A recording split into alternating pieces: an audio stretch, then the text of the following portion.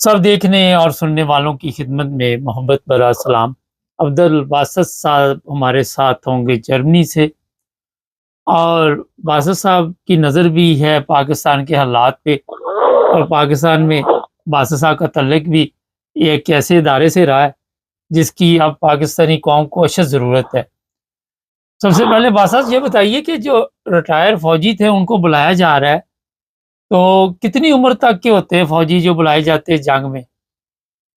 ये अमूमन जो है 52 साल की उम्र तक जो है वो जो उससे पहले जो रिटायरमेंट ले लेते हैं कि क्योंकि जो हमारे जवान हैं एयरफोर्स के या नेवी या आर्मी के, उनकी जो इनिशियल एनरोलमेंट होती है उसमें उनके साथ 12 साल का कॉन्ट्रैक्ट किया जाता है और उसके बाद उसको एक्सटेंड करके 18 साल तक कर दिया जाता है, यानी 18 साल सर्विस के बाद उनको रिटायर कर सकते हैं। तो इसलिए बहुत सारे लोग जो हैं वो 40-45 साल की उम्र में रिटायरमेंट ले लेते हैं जो मजीद नौकरी ना करना चाहें।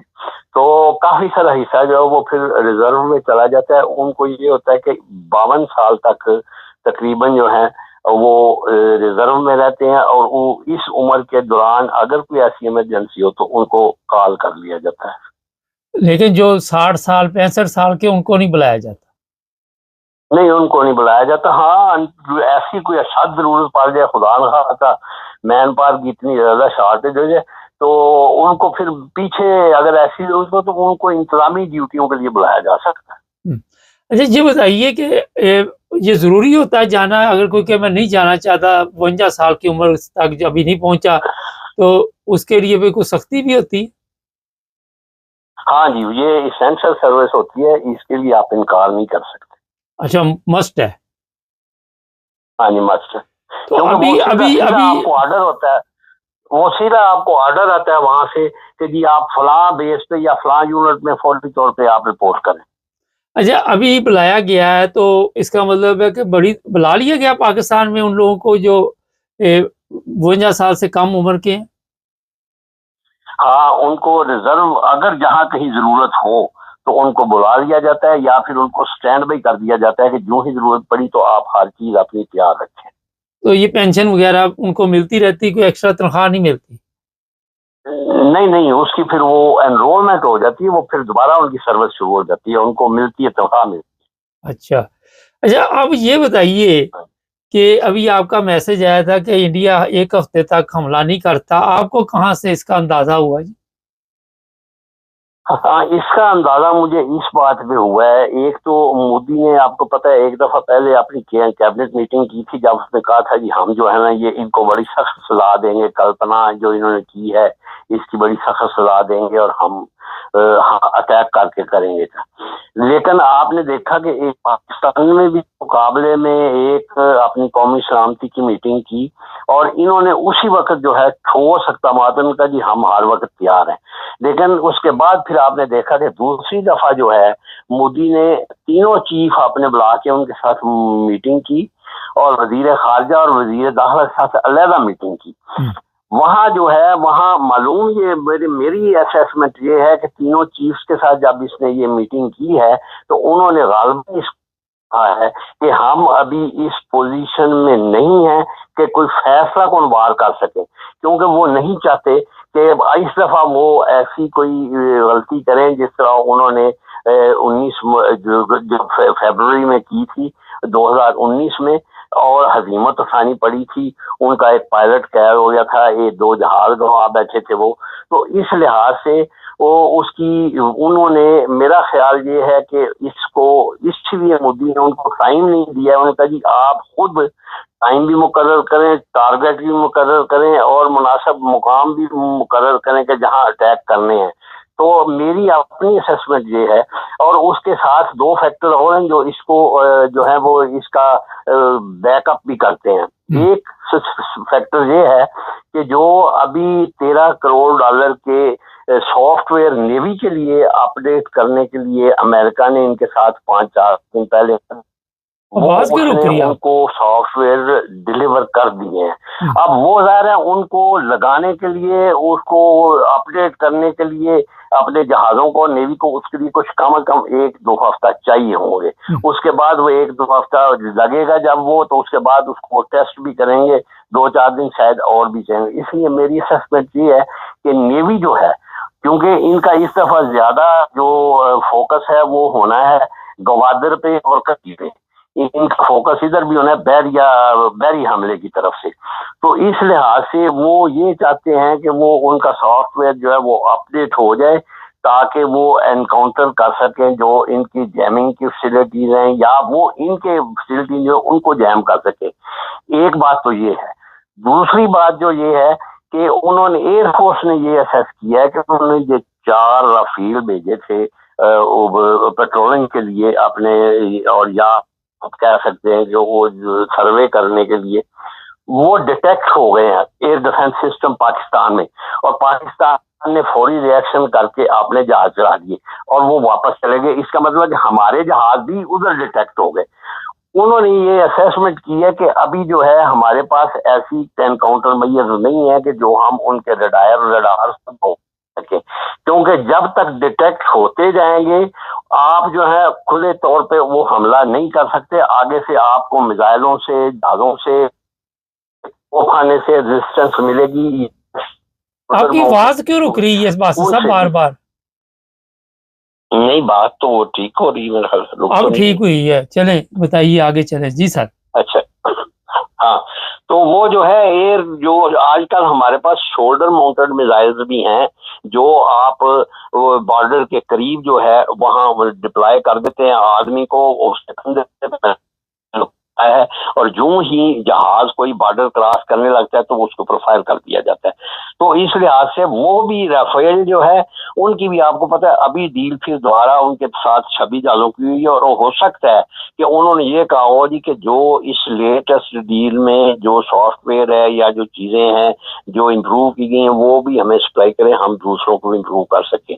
اچھا, تیسری بات جو ہے وہ یہ ہے کہ اگر ان کی فوج تیار ہوتی تو مودی جو ہے نا ان کو وہ دے دیتا ڈائریکٹ آرڈر, وہ دوبارہ میٹنگ نہ کرتا ان کے ساتھ, جس طرح ہمارے لوگوں نے اب کور کمانڈر سے دوبارہ میٹنگ کی ہے, لیکن اس میں انہوں نے وہی اسی چیز کا ادا کیا ہے کہ ہم تیار ہیں, اور جس وقت بھی ہم جنگ چاہتے نہیں, لیکن اگر ہمارے پہ مسلط کی گئی تو ہم جو ہے پتھر کا جواب دیں گے, اینٹ سے جو ہے, اینٹ کا جو ہے پتھر سے جواب دیں گے.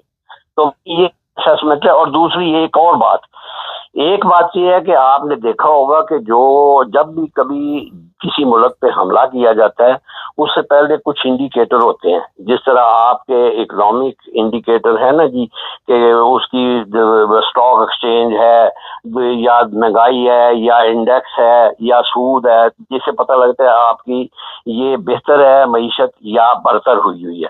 اسی طرح وار کے بھی انڈیکیٹر ہوتے ہیں.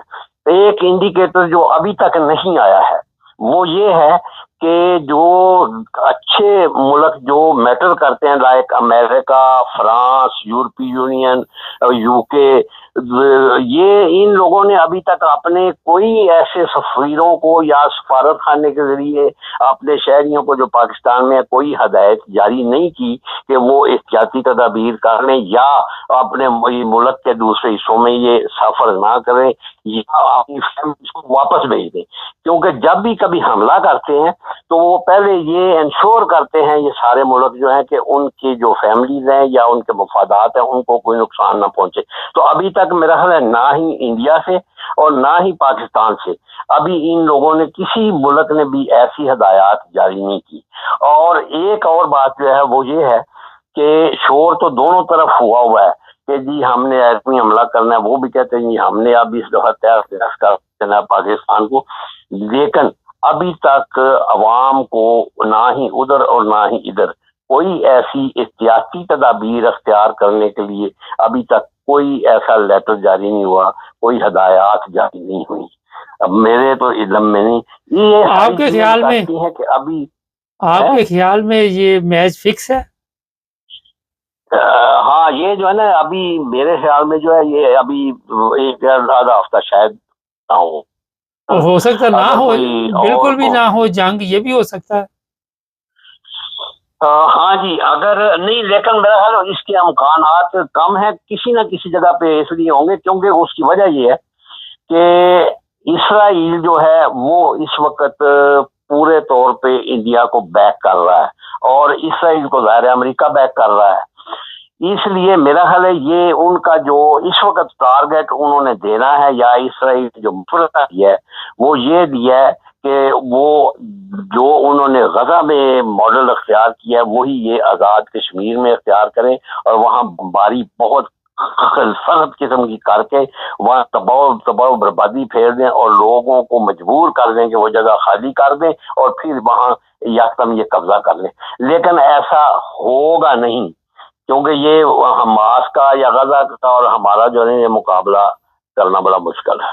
اچھا، ایک آخر پہ بڑا اہم سوال ہے، فرض کریں یہ حالات بن جاتے ہیں باسط صاحب کے ایٹمی حملہ کرنا پڑ جاتا ہے پاکستان کو، تو ساتھ یہ اسرائیل کے ساتھ، اسرائیل کو بھی لے ڈوبے گا پاکستان، یا صرف انڈیا کے ساتھ تک ہی رہے گا؟ اگر ایٹم چلانے ہی ہے تو پھر اسرائیل پہ بھی حملہ کر سکتا ہے پاکستان؟